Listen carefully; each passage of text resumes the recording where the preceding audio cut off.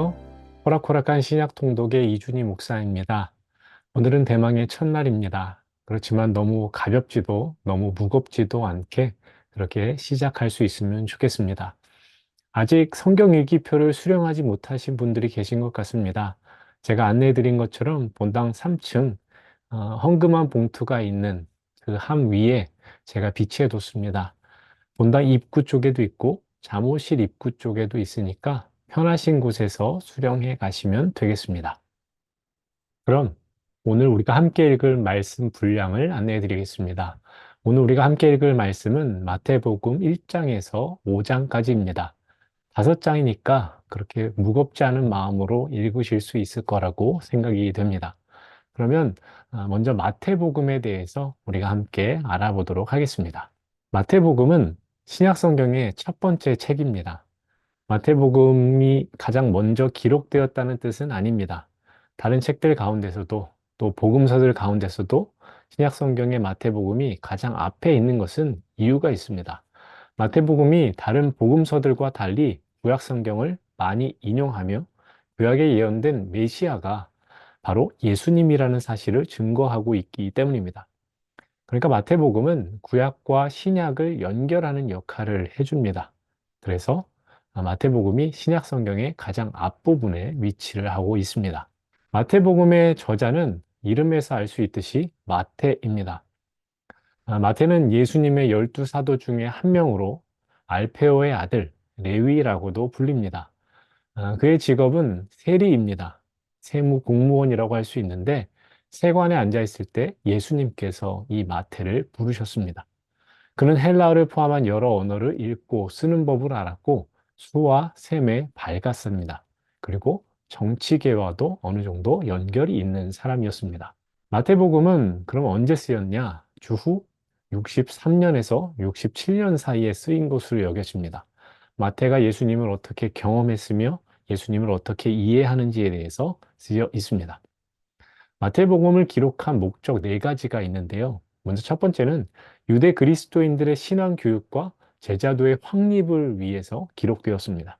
그리고 유대 그리스도인들에게 구약에 약속된 메시아가 바로 예수님이라는 것을 알려주기 위해서 쓰였고 또 예수님이 다윗의 후손으로 오신 구원자임을 증명하기 위해서 쓰였습니다. 마지막으로 이 복음서가 먼저는 유대 그리스도인들에게 쓰였지만 예수님께서 선포하신 하나님 나라의 복음이 온 세상과 모든 민족을 포괄하는 우주적인 것임을 논증하기 위해서 이 마태복음이 쓰였습니다. 마태복음의 구절을 크게 3부분으로 나눌 수가 있습니다. 먼저는 1장 1절부터 4장 16절까지로 예수님의 등장에 초점을 맞춥니다. 이때의 주제는 하나님의 나라의 준비이고 베들레헴과 나사렛이 주된 배경입니다. 두 번째 부분은 4장 17절부터 16장 20절까지인데 예수님의 공적 사역에 초점을 맞추며 하나님 나라의 성장이 주제입니다. 지역적인 배경은 갈릴리가 주된 배경입니다. 마지막 부분은 16장 21절부터 28장 20절까지입니다. 예수님의 최후에 초점이 맞추어져 있고 하나님 나라의 성취가 주제입니다. 주된 배경은 유대 예루살렘입니다. 마태복음의 핵심은 한마디로 왕으로 오신 예수님입니다. 마태는 예수님을 소개하면서 사람들이 일반적으로 갖고 있는 왕의 이미지를 깨버립니다. 십자가에서 비참하게 죽는 왕, 그런 왕은 일반적인 왕의 이미지가 아닙니다. 그러나 마태는 예수님을 소개하면서 이분이야말로 진정한 왕이시라고 전합니다. 그러면서 마태복음을 읽는 이들로 하여금 예수님을 어떤 왕으로 생각하고 믿고 있는가에 대해서 질문합니다. 그래서 우리가 마태복음을 읽으면서 또 이런 질문을 해야 합니다. 나는 예수님을 어떤 왕으로 생각하고 있는가? 이 질문을 가지고 마태복음을 읽으시면 좋겠습니다. 자, 그러면 우리가 읽을 분량, 그 장들을 하나씩 살펴보도록 하겠습니다. 먼저 마태복음 1장입니다. 1장은 아브라함과 다윗의 자손 예수 그리스도의 계보라고 시작이 됩니다. 한마디로 예수님의 족보로 시작을 하는 것인데, 족보는 한 가문의 계통과 혈통 관계를 나타내는 것입니다. 예수님이 민족의 조상 아브라함의 계통이며 이스라엘 민족이 소망하는 메시아의 표상인 다윗의 계보임을 보여주기 위해서 예수님의 족보를 가장 앞에 둔 겁니다. 예수님께서 아브라함과 다윗의 후손으로 이 땅에 오셨다라는 것은 유대인의 구원자로 오셨다는 것을 의미합니다. 마태복음이 먼저는 유대인에게 쓰였다라고 하였는데 마태복음을 읽는 유대인들에게 예수님이 메시아라는 것을 소개하려는 목적이 강하게 나타납니다. 또한 예수님의 계보는 단순히 예수님이 어떤 계통과 혈통 속에 태어나셨는지를 보여주는 것을 넘어서 또 하나의 의미가 있습니다. 예수님이 죄인들의 구주로 오셨다는 것을 보여줍니다. 특별히 마태복음에 나오는 이 계보에 주목할 것은 네 명의 여인의 이름이 등장을 합니다. 다말, 라합, 룻, 밧세바입니다. 다말은 근친상간을 했던 여인이고 라합은 이방 여인으로 기생이었습니다. 룻은 이방 여인이었고 밧세바는 가늠한 여인이었습니다. 즉 이들을 볼 때 우리가 예수님이 어떤 이유로 오셨는지를 알게 됩니다. 바로 이방인의 구원자, 죄인들의 구주로 오신 겁니다. 이것이 예수님의 계보가 마태복음 가장 앞에 나오는 이유입니다. 1장 후반부에는 예수 그리스도가 성령으로 잉태되는 이야기가 나옵니다. 상식적으로는 불가능한 일인데 이 세상을 만드신 창조주 하나님의 능력으로는 가능합니다. 보라, 처녀가 잉태하여 아들을 낳을 것이요 그 이름은 임마누엘이라 하리라. 이사야 7장 14절에서 예언된 메시아 탄생의 메시지가 이때 성취되었음을 보여줍니다.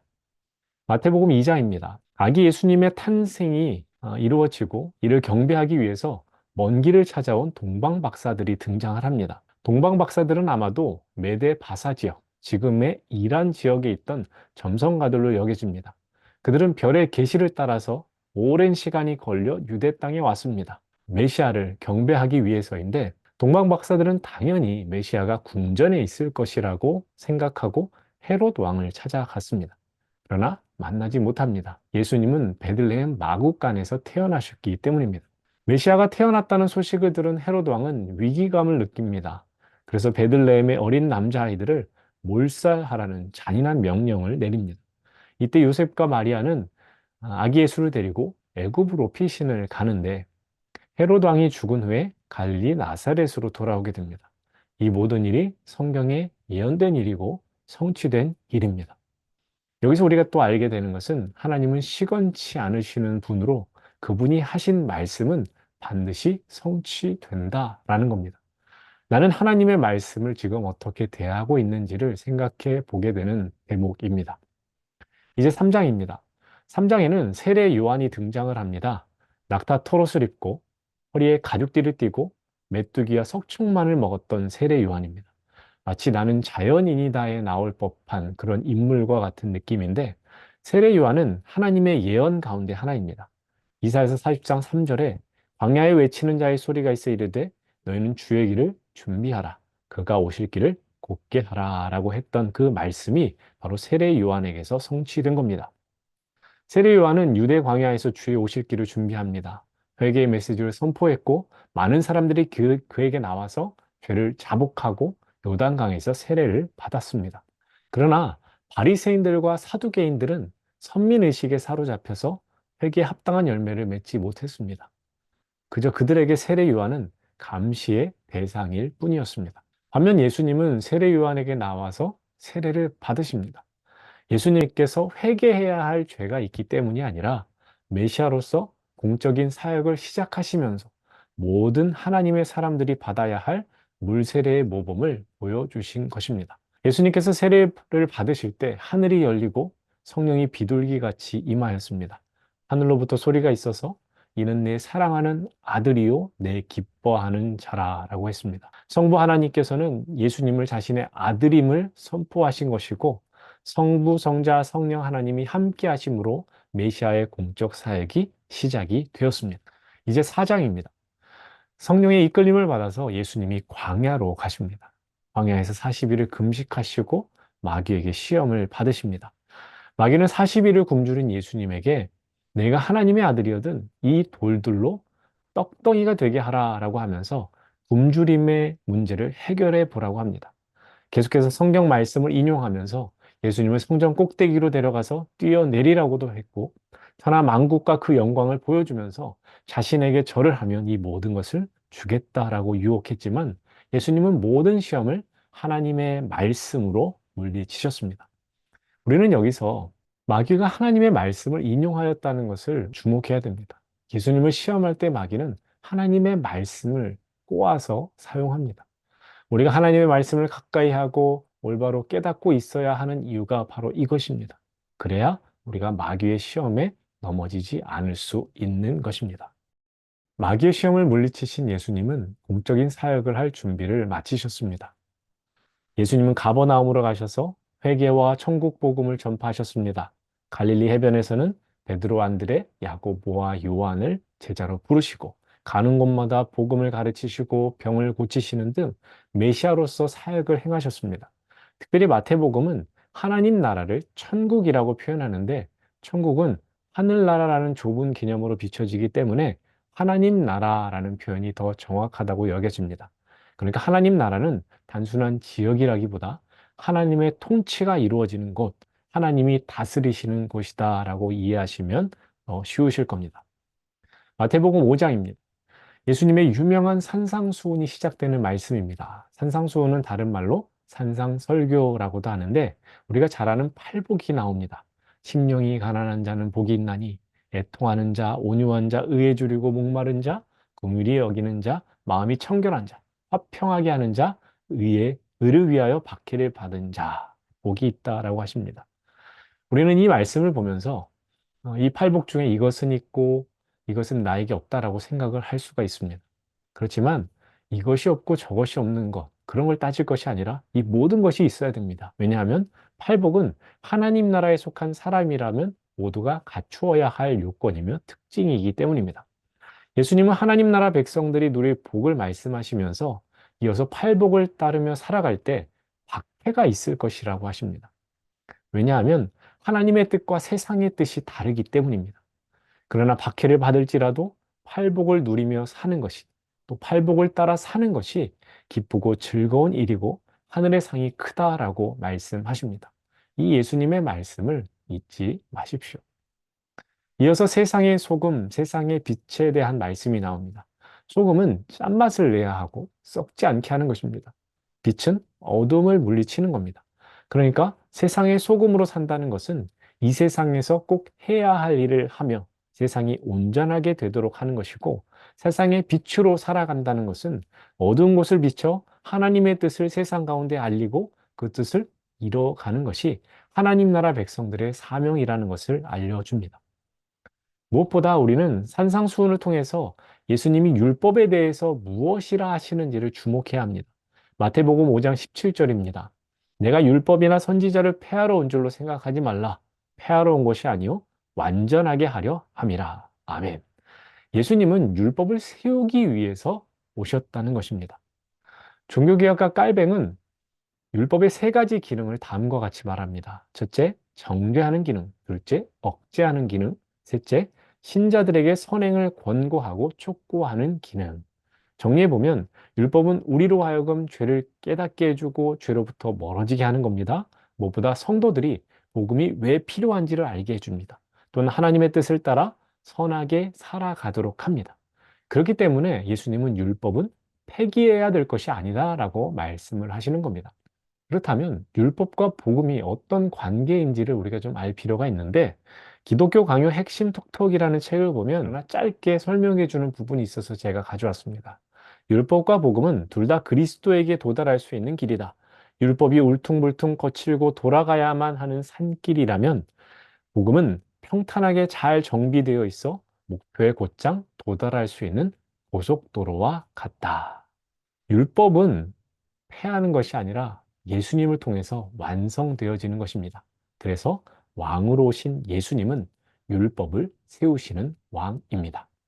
5장 중반 이후에는 노하지 말라, 간음하지 말라, 맹세하지 말라, 악한 자를 대적하지 말라, 원수를 사랑하라 라는 말씀이 나오는데 이는 하나님 나라의 백성의 삶이 어떠해야 되는지를 구체적으로 말씀해 주시는 겁니다.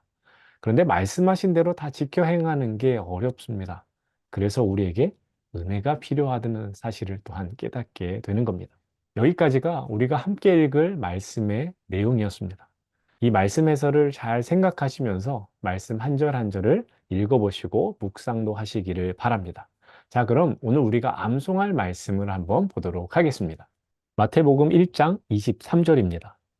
보라, 처녀가 잉태하여 아들을 낳을 것이요 그의 이름은 임마누엘이라 하리라 하셨으니 이를 번역한즉 하나님이 우리와 함께 계시다 함이라.